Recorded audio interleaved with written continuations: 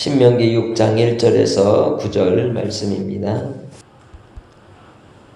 이는 곧 너희의 하나님 여호와께서 너희에게 가르치라고 명령하신 명령과 규례와 법도라.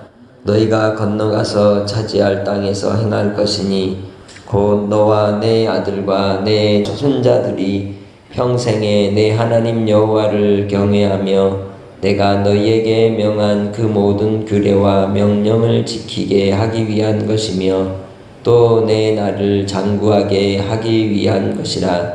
이스라엘아, 듣고 삼가 그것을 행하라. 그리하면 네가 복을 받고 내 조상들의 하나님 여호와께서 내게 허락하신 같이 젖과 꿀이 흐르는 땅에서 네가 크게 번성하리라. 이스라엘아, 들으라. 우리 하나님 여호와는 오직 유일한 여호와이시니 너는 마음을 다하고 뜻을 다하고 힘을 다하여 내 하나님 여호와를 사랑하라. 오늘 내가 네게 명하는 이 말씀을 너는 마음에 새기고 내 자녀에게 부지런히 가르치며 집에 앉았을 때에든지 길을 갈 때에든지 누워있을 때에든지 일어날 때에든지 이 말씀을 강론할 것이며 너는 또 그것을 내 손목에 매며 기호를 삼으며 내 미간에 붙여 표를 삼고 또 내 집 문설주와 바깥 문에 기록할지니라. 아멘. 어릴 때부터 우리는 특별히 엄마한테 많은 얘기를 듣습니다. 또 어릴 때 그 부모님들의 반복해서 하는 말들을 잔소리처럼 여기고 듣지 않습니다. 그러나 어릴 때, 아주 어릴 때부터 강하게 다그치고 교훈했던 부분들은 잊지 않고 새기고 이렇게 행동하는 것을 볼 수 있습니다. 저 같은 경우는 어릴 때부터 할머니 밥상머리 교육으로 반찬을 남기지 않는 습관을 가지고 있어요. 웬만하면 반찬을 다 먹습니다. 그러한 작은 습관들이 그 삶에 영향을 미치죠. 그런데 오늘 말씀이 하나님의 잔소리라고 우리는 새겨들어야 한다는 것이죠. 이스라엘 백성들에게 그렇게도 바라시고 기뻐하시는 바는 그들에게 땅을 주고 싶어 하셨다는 겁니다. 그들에게 안식을 주고자 하셨다는 것이죠. 그런데 이 안식의 의미를 되새겨 올라가 보면 아담과 하와를 창조하시고 만드신 뒤에 주셨던 그 안식, 곧 에덴으로 향하고 있는 것을 볼 수 있습니다. 본문 속에서 가나안 땅을 뭐라고 말씀합니까? 젖과 꿀이 흐르는 땅으로 설명하고 있다는 것이죠. 목축을 하는 이 유목민인 이스라엘 백성들에게 있어서는 이 목초지가 곧 그들에게 좋은 이 젖을 주는 이 재료가 되고 또한 그곳에 꽃과 화초와 그리고 또한 많은 과목들을 통해서 꿀같이 단 음식들과 실제로 이 벌꿀을 딸 수 있는 그러한 좋은 배경이 되는 환경이었던 겁니다. 그렇기에 바로 이 공간적인 이 배경 속에서의 축복으로서 젖과 꿀이 흐르는 땅으로 설명을 하고 있는 것이죠. 실제적으로 이 이스라엘 땅을 가보면 정말 좋은 땅도 있지만 또한 이 사막과 같은 땅도 있고 황폐한 땅도 있습니다. 산악지형도 있습니다. 그에 비하면 오히려 우리나라가 더 젖과 꿀이 흐르는 땅이라고 말할 수 있을 정도로 이 풍요로운 그러한 환경을 가지고 있죠. 그렇다면 하나님께서 이스라엘 백성들에게 젖과 꿀이 흐르는 땅으로 그 땅을 설명하신 이유가 뭘까요? 민수기 16장 13절을 보면 고라가 당을 짓고 모세를 배반하려 대적할 때에 그 가나안 이 애굽의 고센 땅을 일컬어 말씀할 때 그들이 이렇게 설명을 합니다. 네가 우리를 젖과 꿀이 흐르는 땅에서 이끌어내어 광야에서 죽이려 함이 어찌 작은 일이기에 오히려 스스로 우리 위에 왕이 되려느냐. 곧 고라나 이스라엘 백성들이 이 고센 땅을 젖과 꿀이 흐르는 땅으로 생각했던 겁니다. 야곱과 70인의 이제 이 조상들이 그 땅에 정착했을 때 목초지가 있었고 그들이 충분히 유목의 생활을 할 수 있는 환경을 가지고 있었던 땅이었기에 그들은 바로 이 고센 땅을 젖과 꿀이 흐르는 땅으로 생각했던 겁니다. 그러나 중요한 것은 그곳에 무엇이 사라져 버렸습니까? 자유가 사라져 버렸고 안식이 사라져 버렸던 것이죠. 아담과 하와가 에덴 동산에서 그러했습니다. 하나님께서 본디 젖과 꿀이 흐르는 축복의 땅으로 그곳을 약속해 주셨지만 범죄할 때에 하나님을 잊어버릴 때에 그들은 결국 에덴에서 쫓겨나 저주받은 그러한 인생이 되고 말았던 것입니다. 이스라엘 백성들에게 있어서 약속의 땅은 에덴의 회복을 설명하는 것입니다. 우리에게는 실제적으로 저 하나님의 나라의 회복을 또한 말씀하고 있는 것이죠. 그렇기에 주의 은혜 아래 거할 때 우리는 하나님의 그 약속의 은혜를 누리며 또한 살아가게 되는 줄 믿습니다. 그래서 1절에 말씀하기를 이는 곧 너희 하나님 여호와께서 너희에게 가르치라고 명령하신 명령과 규례와 법도라 너희가 건너가서 차지할 땅에서 행할 것이다 라고 말씀합니다.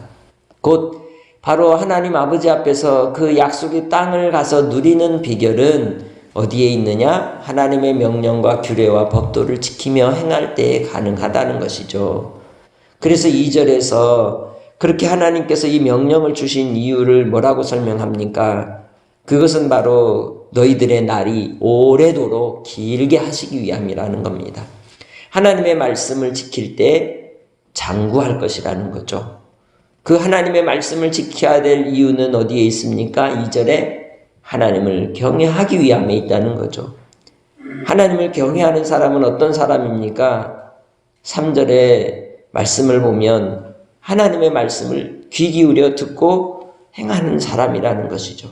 그런 사람에게 하나님께서 그 약속의 땅을 허락해 주실 것이라고 설명하고 있는 것입니다. 그런데 그 하나님을 이 모세는 1절로 5절에 반복해서 계속해서 하나님을 설명할 때 여호와 하나님, 하나님 여호와, 하나님 여호와라고 일컬으며 설명하고 있습니다. 심지어는 4절에서는 우리 하나님 여호와가 어떤 하나님이라고 말씀합니까?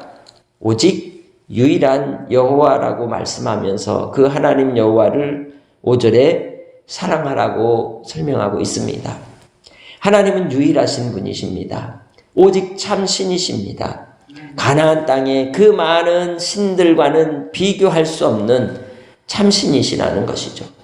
가나안 땅에 들어갈 때 그들은 분명히 우상 숭배의 유혹을 받을 수밖에 없는 그러한 문화적인 화려함의 마음이 빼앗길 수 있었던 것입니다. 그렇기에 그들에게 유일하신 하나님 여호와만을 사랑하라고 교훈하고 있는 것이죠. 오늘날도 우리 시대에 이 세상의 문화 속에 화려함 속에 우리는 마음이 빼앗길 수 있습니다.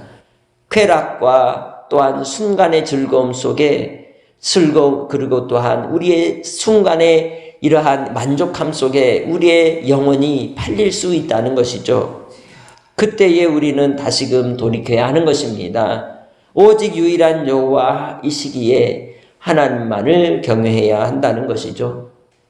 5장에서 이야기하고 있는 10계명의 내용은 하나님에 대한 계명도 사람에 대한 계명도 결국은 무엇에 결론을 짓고 있느냐? 하나님이 유일한 여호와이시기에 하나님을 사랑하는 데에 귀결되는 것입니다. 어떻게 하나님을 사랑하라고 말씀합니까? 마음을 다하고 뜻을 다하고 힘을 다하여 사랑하라고 말씀합니다.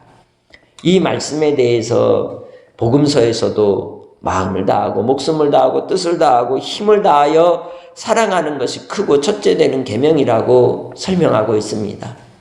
그리고 또한 그 하나님을 사랑하는 사람은 주의 명령을 지켜 행한다는 것이죠. 요한복음 14장 21절에 그래서 예수님이 나의 계명을 가지고 지키는 자라야 나를 사랑한다 라고 말씀하신 것입니다. 주님을 사랑하는 사람은 하나님께서 그에게 나타내시고 보여주시고 그를 또한 사랑하심을 드러내 주실 줄 믿습니다.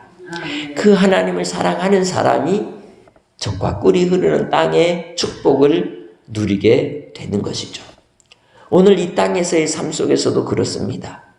비록 척박한 우리의 삶의 환경과 고난이 있을지라도 저 하나님의 나라의 영광을 맛보며 그 소망으로 살아가는 사람들은 성령으로 우리에게 주시는 젖과 꿀이 있으니 생명과 평안입니다.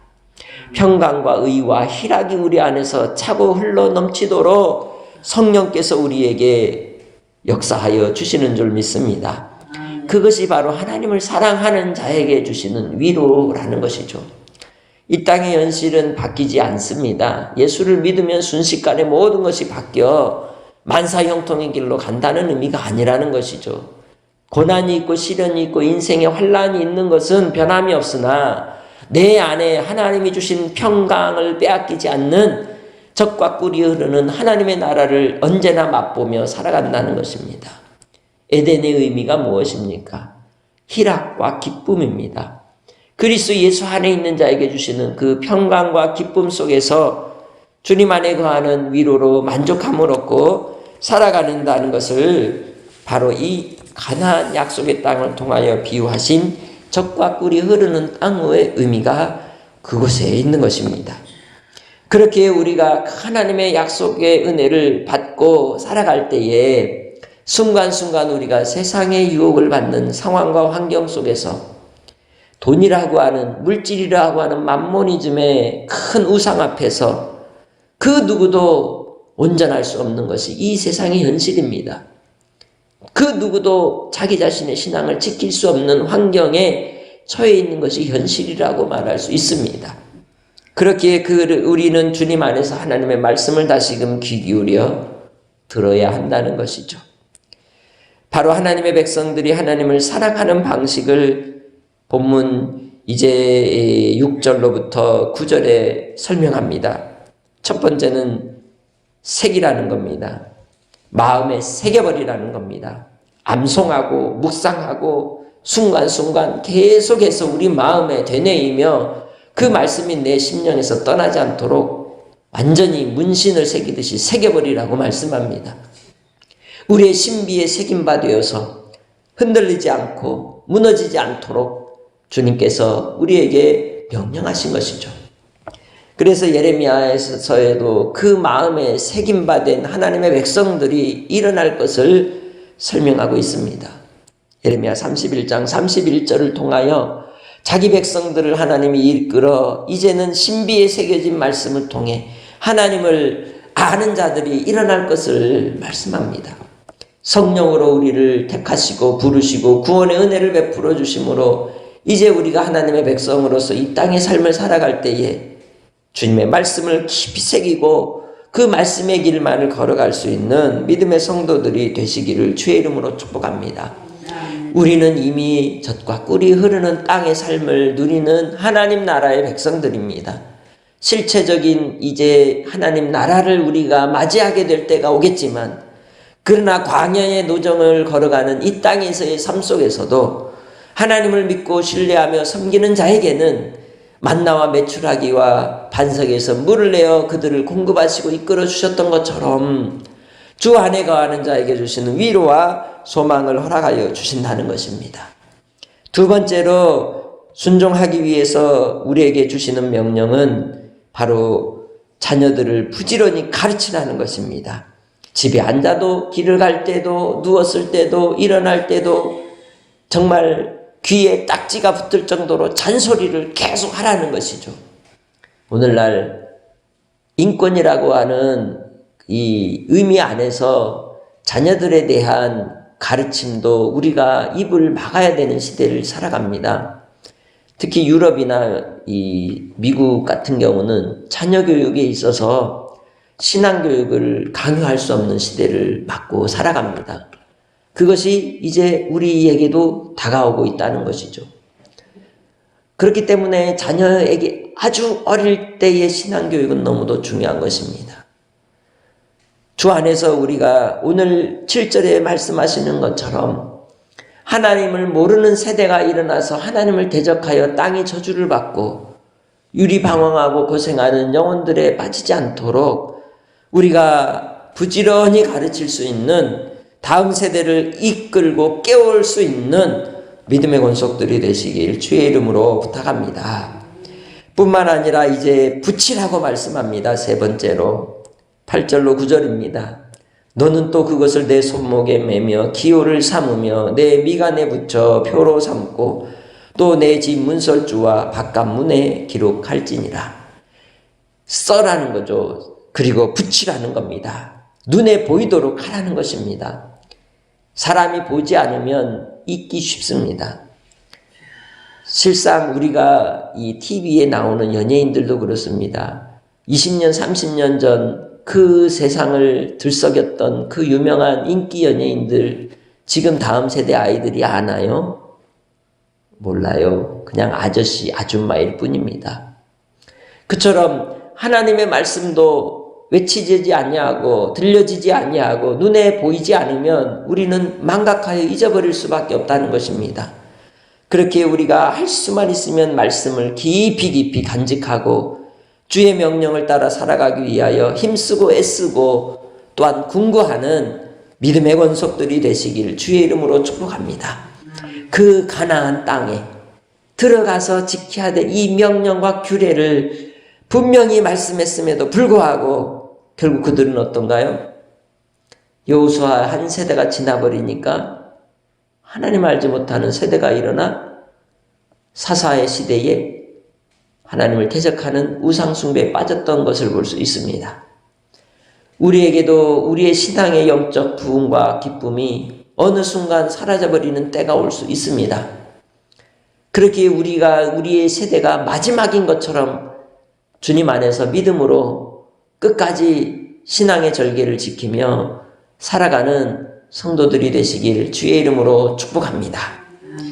유럽이 무너졌고 미국이 무너져가고 있고 이제 이 많은 기독교 중심의 국가들이 이미 이슬람으로 넘어갔으며 또한 자유주의 그리고 또한 이제 다원주의 사회 속에서 하나님이 없는 세대가 일어나 더 이상 하나님을 온전히 섬기는 하나님을 경외하는 이들이 없는 세상을 우리는 눈으로 목격하고 있습니다. 바로 세상이 주목하는 나라가 이 대한민국입니다. 곧 하나님을 없는 세상을 만들기 위해 힘쓰는 이들이 있고 또 하나님을 믿는 자들이 또한 이 대한민국을 신앙 안에 지키기 위해서 무진 애를 쓰는 이들도 또한 있는 것을 볼 수 있습니다. 그러기에 오늘 말씀을 우리가 마음에 깊이 새기고 주님 안에서 하나님의 말씀을 붙이고 신비에 새기고 또 부지런히 가르쳐서 우리 대한민국에는 다음 세대가 하나님을 경외하는 그 믿음이 이어져 가기를 힘쓸 수 있는 우리 모든 성도들이 되시기를 주의 이름으로 부탁합니다. 하나님 아버지 감사합니다. 젖과 꿀이 흐르는 약속의 땅, 그곳은 곧 하나님을 경외함으로 은혜를 누리는 곳이요 영원한 평안과 안식을 누리는 영원한 하나님의 나라의 예표로서 이 땅에 우리가 또한 소망하며 살아갈 주님의 나라입니다. 아버지 하나님, 오늘 우리의 삶 속에서도 항상 믿음으로 주의 말씀을 신비에 깊이 새기고 주님을 따라가는 하나님의 백성들이 되게 하여 주시옵소서. 아버지 하나님의 말씀이 살아 역사하심을 경험하며 경건의 능력이 나타나는 하나님의 백성들이 되게 하여 주옵소서. 아버지 하나님, 예배가 폐하여지고 말씀의 문이 닫혀지고 아버지 하나님의 능력이 사라진 것 같은 사사시대의 현상이 나타난다 할지라도 그 속에 하나님이 예비한 남은 자들을 통하여 주님께서 역사하사 다니엘처럼 요셉처럼 그 시대에 믿음을 이끌고 갈 수 있는 촛불이 되게 하시고 또한 생명의 동아줄이 되게 하여 주옵소서. 오늘 우리에게 주신 주의 말씀을 가슴 깊이 새기게 하시고 자녀들에게 부지런히 가르치게 하시고 듣기 싫을지라도 끊임없이 알려 하나님의 말씀으로 여호와를 경외하게 하여 주옵소서. 우리 안에 하나님을 온전히 섬기지 못하였던 죄악을 철저히 통해 자복하며 회개하게 하시고 아버지 하나님만을 바라보는 믿음의 권속들이 되도록 역사하여 주시기를 간절히 원하옵고 예수님의 이름으로 기도합니다. 아멘.